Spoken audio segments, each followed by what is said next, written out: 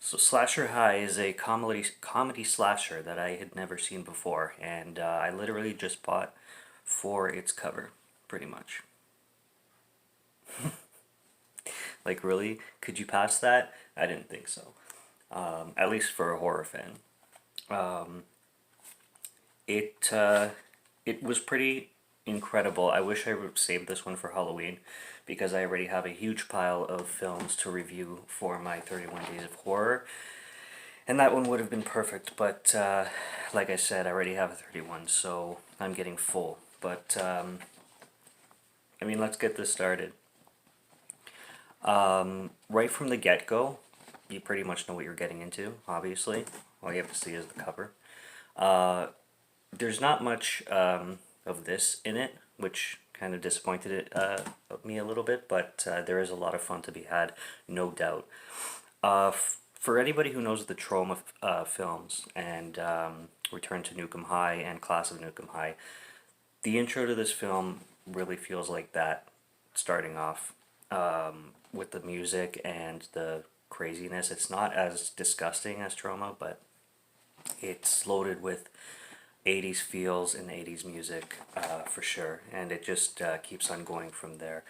Right from the get-go, in less than 2 minutes, you already have a joke between a nerd and a hot chick, and the hot chick is like, "Hey Marty," who's the star of the film, "do you want to go out with me?" And Marty, of course, the dialogue in this film is ridiculous. It's one of the best parts. He's like, "Sure," all his like nerd dialect. He's like, "I'm a sex machine," and she's like, "Oh, I'm sure you are." When really all she's trying to do is take him to the change room and embarrass him in front of all the girls because she's a bitch. 80s horror movies are full of nerds and bitches. So that's how it starts, and that's how it opens. It opens with this completely awful, but you can't stop laughing at practical joke between these two characters. The girl's name is Carol, and she's got all her friends prepared to take pictures and harass the kid while he's naked in the shower, thinking he's gonna bang this girl. And I mean, it's completely mean spirited, but what in the 80s wasn't mean spirited? It's it's everything you it's everything you can want from a slasher. Anyway, I really like these throwbacks and these movies that feel like the decade that they're from. They're my favorite. But then that happens, and of course the coach comes in, and he's just as mean, and he doesn't give a shit, and he just goes back to coaching everybody, and it's extremely stereotypical, like to the jock and to the girls, always treating the girls all nice and making the guys do push-ups, and the Marty, the main character, the nerd, goes to the chemistry lab to do some experiments, and one of the main characters, what was his name? Skippy. Or, yeah, it was Skippy. Um, Skippy Pollock, that's it.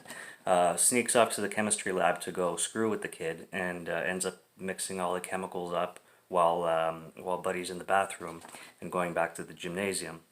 And when Marty gets back to the lab, everything starts smoking and everything starts being lit on fire and everything just blows up, burning his face and blowing up the entire chemistry lab. And everybody's like, "Oh my gosh, what did we just do? Created a monster, that's what you just did." So he's burning, it's all slow motion and stuff, and it's it's wild. But it goes from there, and it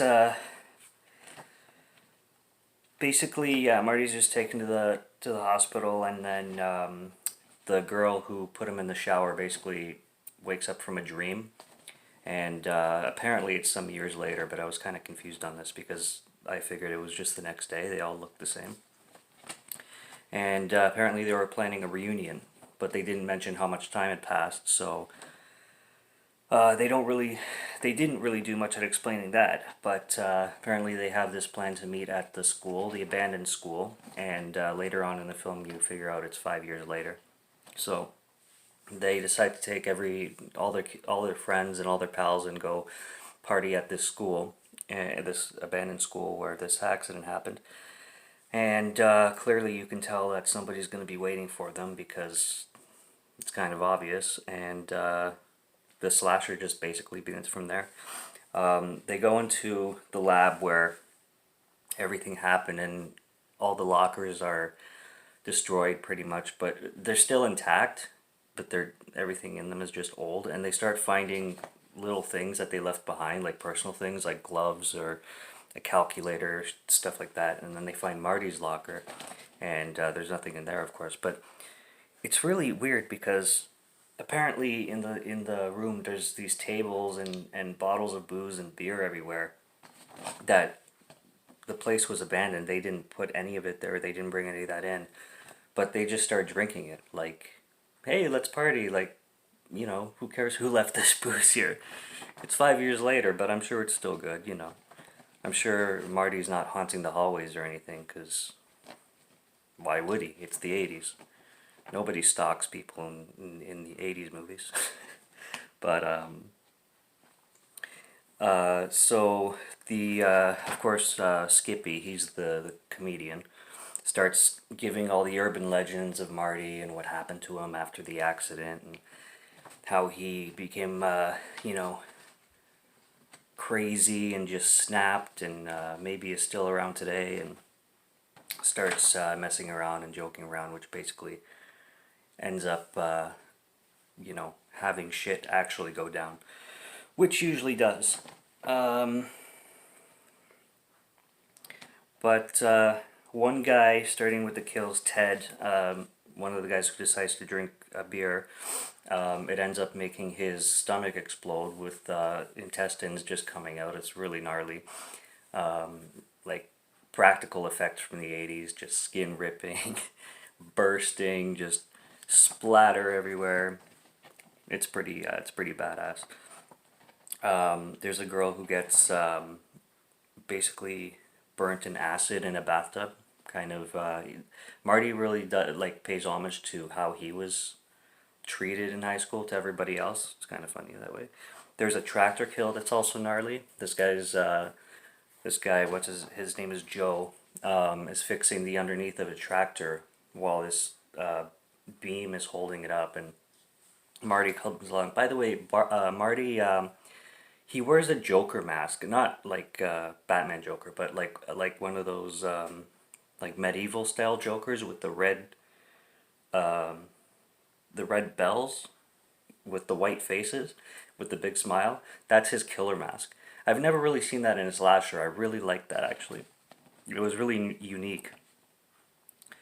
So he wears that while he's killing everybody. That's his slasher style.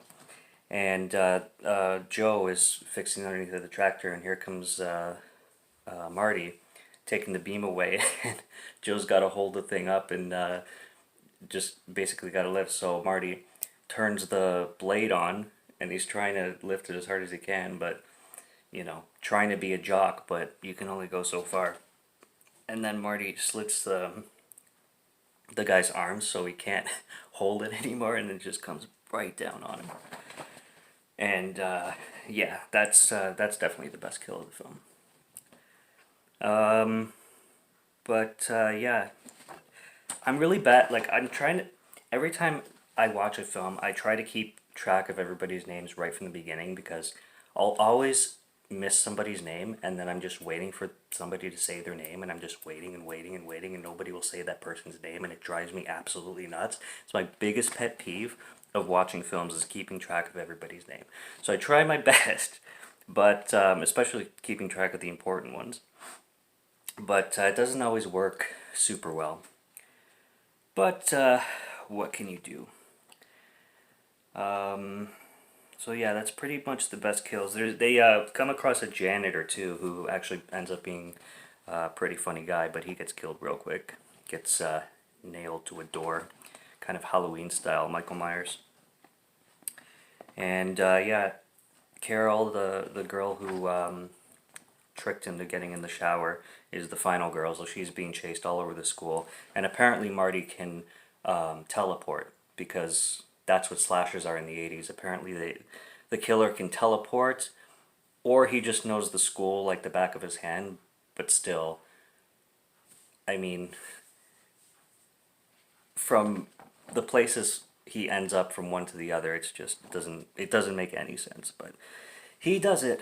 Um, and yeah, he chases her around for a good 5 minutes, and she's doing the screaming and the wailing, you know, the 80s style. Ah, the screaming is absolutely fantastic. Got some more notes here, actually. But I'll get to those. Those are side notes. So, yeah, then they get to the locker room again, or the change room again, from the beginning of the movie. And they gave Marty a swirly at the beginning of the movie, and now the toilet is flushing blood. So Carol looks at it and she's like, "Oh my god, I'm gonna die," and then she gets killed in the shower. Pretty much after that swirly, I'm pretty sure, or maybe the swirly is before the chase. I don't know.